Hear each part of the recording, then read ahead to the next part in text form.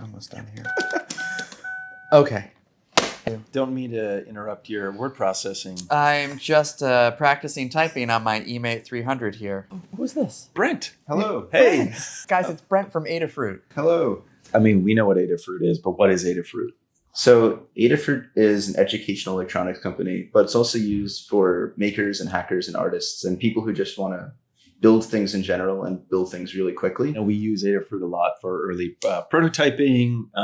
It's sort of like the new era of Radio Shack. Yeah, it is new Radio Shack. We've got our Spark Funds and our Palulus, but like Adafruit's the core of all of it. And it's so well supported. Cool. And we're excited to have you here. We have a not a new product, but sort of a retro product that we're super excited about. It is the Apple eMate 300. How does it smell? It smells like electronics smelled in the 90s, which is different. This was really Apple's like first true portable laptop. And they had borrowed a lot of the technology from the Newton, which was their like Palm Pilot portable computer stylus thingy that had the black and white display at the time. I'd say that Newton is really peace of mind, right in the palm of your hand. Touch, Yes. stylus, Huge. handwriting recognition, Yes. solid state hard drive, Battery operated. battery operated. It set up the architecture for, Every laptop. every laptop, Every but then every cell phone. tablet. Yeah. So, Right. Yeah, this is also a little bit of Apple history because at the time when it came out, Steve Jobs had returned to Apple after being fired, and it was kind of the beginning of the whole new era. Johnny Ives, the famous industrial designer, this was one of the first products that he designed, and you can tell. Yeah, this is all about early Ive. Flowy lines, clear polycarbonate, like hidden details. So like the way they did the ribbing was sort of like you could see the way it was made, and they were just being very, very clever about everything. It's got a hilarious bezel to screen ratio. Yeah. Yeah.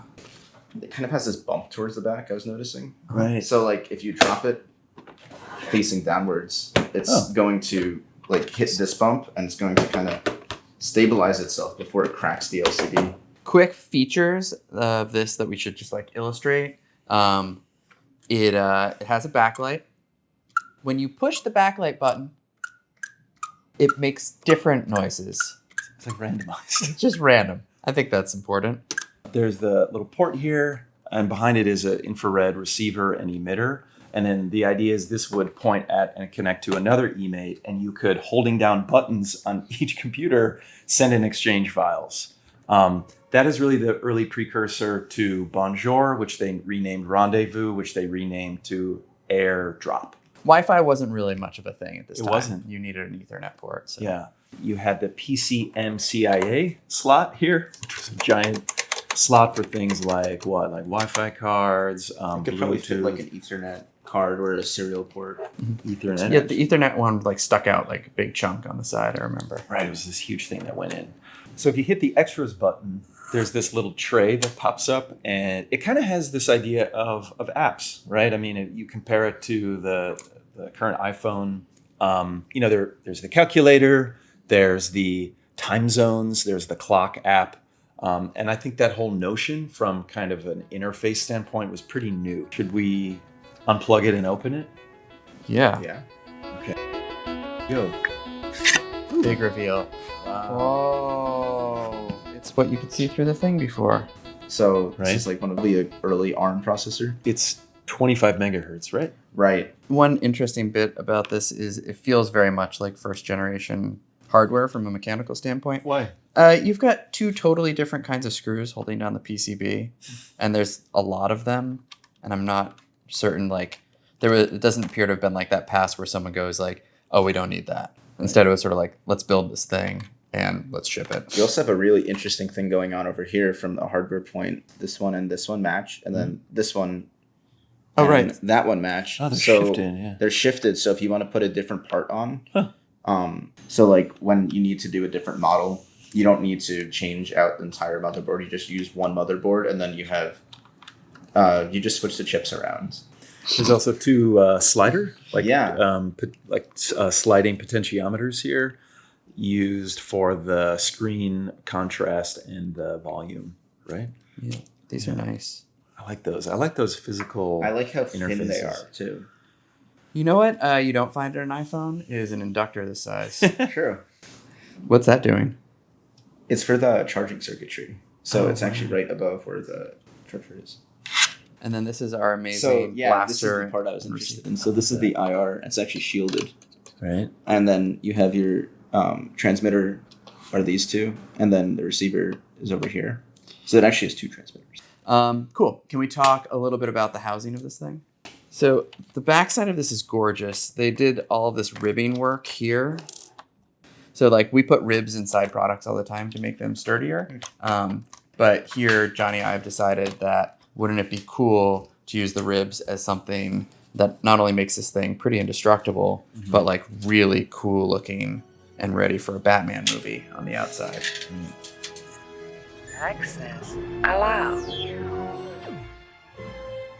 And then the hinge here is actually kind of like the hinge you find in many contemporary laptops, right? It's like a stock part. Mm-hmm. It's a spring counterweight and then some type of like usually oil-based damper bearing.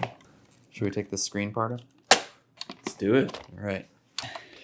Last stretch of the teardown. As we've taken this apart, one like kind of big idea that I keep coming back to is that at the time this was all created, they worked really hard to have this product kind of like connect to everything that wasn't yet connected. I think the most interesting thing was just the IR portion of this device. I think it's really interesting that they wanted to transmit through IR, and that was the most logical step for them to take.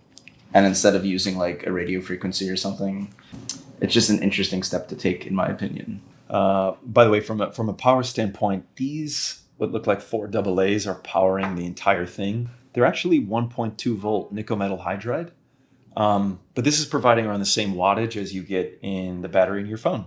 So it seems silly that you could drive all of this using this, but to be honest, the screen on your phone is way brighter. You have radios, right? You have your Wi-Fi antenna, you have your GPS antenna, you have an NFC antenna for doing Apple Pay. And the frequency of everything happening in your phone is Cellular modem. Right. Yeah. GPS. GPS. Yeah, it's talking to towers far, far away, whereas this is beaming 20 feet in front of you with Only an IR. if you press the button. Send or receive. That's cool. The real awesome part about this for me is we're sort of like living with these devices now, and as hardware designers, we have all these expectations of making things very small and compact. And we have an entire part of our process, which we call making things fit, where we're just like reshuffling everything like a tiny puzzle until it all collapses into the tightest little granola bar of a thing. No one was really worried about space here. Like there's just space everywhere. Like look at this. This just puffy on the inside. This entire area of the machine just doesn't even do anything.